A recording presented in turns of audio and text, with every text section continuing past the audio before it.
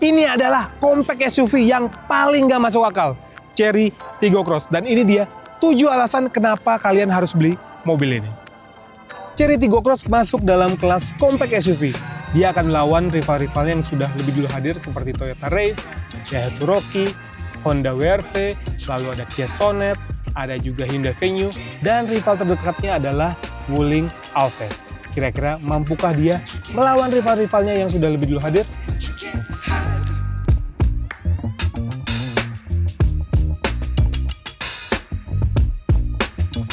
Yang pertama adalah soal harga yang nggak masuk akal. Yes, kenapa nggak masuk akal? Karena memang harganya jauh di bawah rival-rivalnya.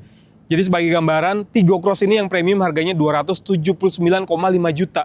Bahkan untuk yang versi bawahnya, itu harganya di bawah 250 juta. Jadi memang bisa dibilang nggak masuk akal. Karena memang kalau dibandingkan sama rivalnya, ya Alves aja yang bodinya mirip-mirip itu, yang teratasnya harganya udah 303 juta. Lalu kalau kita ngeliat ke Toyota Race itu harganya sudah 316-an juta.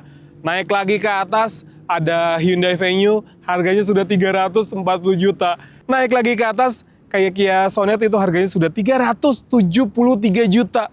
Jadi memang ini salah satu mobil yang nggak masuk akal. Tapi juga dia masih punya banyak kelebihan lain.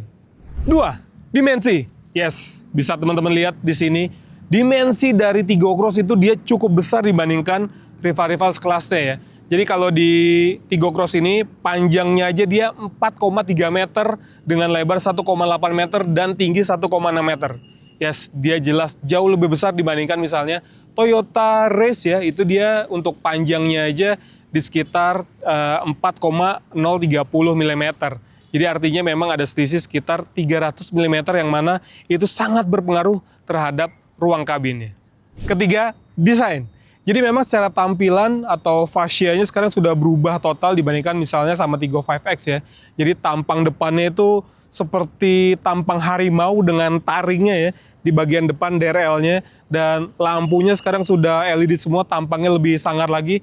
Pun begitu di bagian buritannya, dia juga menggunakan lampu model baru, dia menyatu dari ujung ke ujung, semuanya sudah menggunakan lampu LED.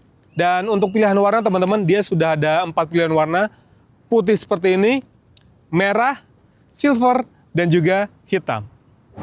Keempat, fitur teman-teman. Jadi emang dengan harga yang nggak sampai 280 juta, tapi Chery Tiggo Cross menawarkan fitur yang cukup lengkap.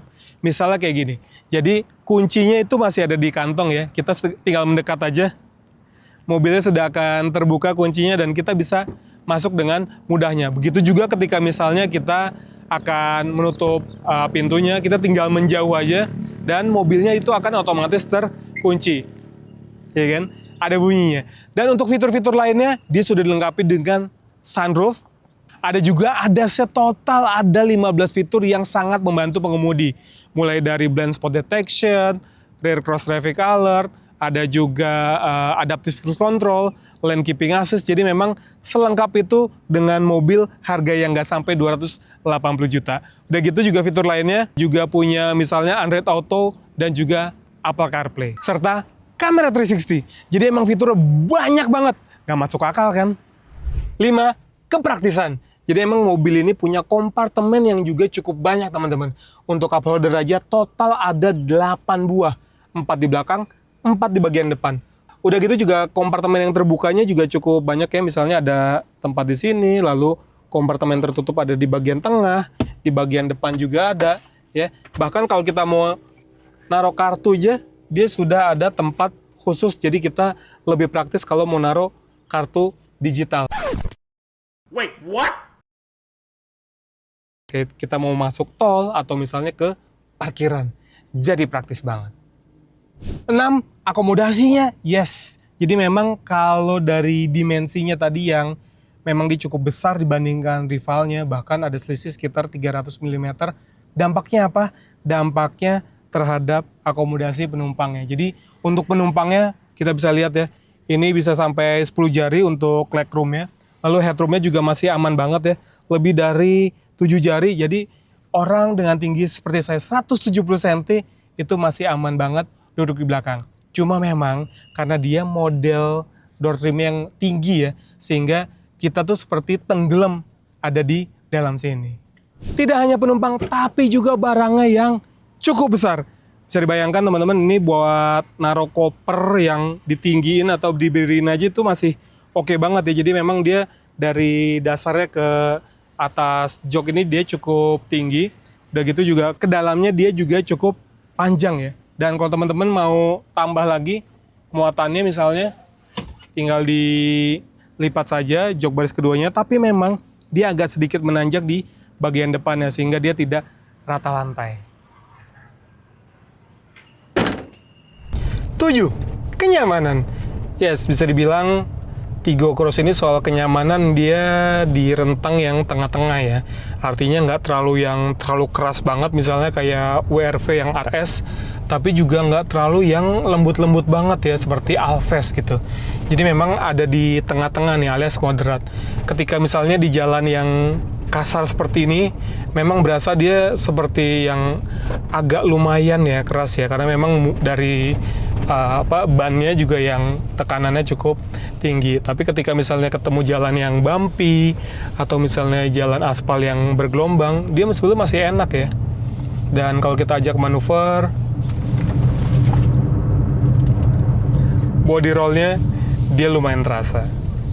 Nah teman-teman, itu dia 7 alasan kenapa kalian harus beli Tigo Cross ya. Tapi terlepas dari 7 hal positifnya, tentu tetap ada hal-hal yang mungkin masih bisa diperbaiki lagi nih ke depannya. Misalnya dari sisi fiturnya tadi, kalau Android Auto-nya mungkin sudah bisa wireless, tapi untuk Apple CarPlay-nya dia tetap harus menggunakan kabel data ya. Lalu kemudian dari sisi mesin teman-teman, bisa dibilang Tigo Cross ini memang punya tenaga yang nggak cukup besar dibandingkan rival-rivalnya ya. Artinya dengan bodinya semakin besar, lalu tenaganya mungkin ya juga nggak yang paling besar di kelasnya, bikin dampaknya terhadap performanya yang juga nggak terlalu baik dibandingkan rival-rivalnya. Lalu juga dari sisi fitur ADAS ya teman-teman, misalnya kayak lane keeping assist-nya, dia tuh masih terlalu kaku ya, jadi nggak terlalu smooth untuk mengejar marka jalannya, sehingga ketika misalnya kita agak melenceng sedikit, itu terlalu kaku tuh, jadi pergerakannya itu sedikit agak kasar. Mungkin itu nanti ke depannya masih bisa diperbaiki lagi, khususnya untuk Chery di Indonesia. Oke teman-teman, segitu dulu video dari saya. Terima kasih sudah menonton video ini. Jangan lupa buat mampir ke website kami di www.otohub.co, lalu main juga ke Instagram kami di otohub.co, dan jangan lupa subscribe channel otohub.co. Sekian video dari saya, terima kasih dan sampai jumpa.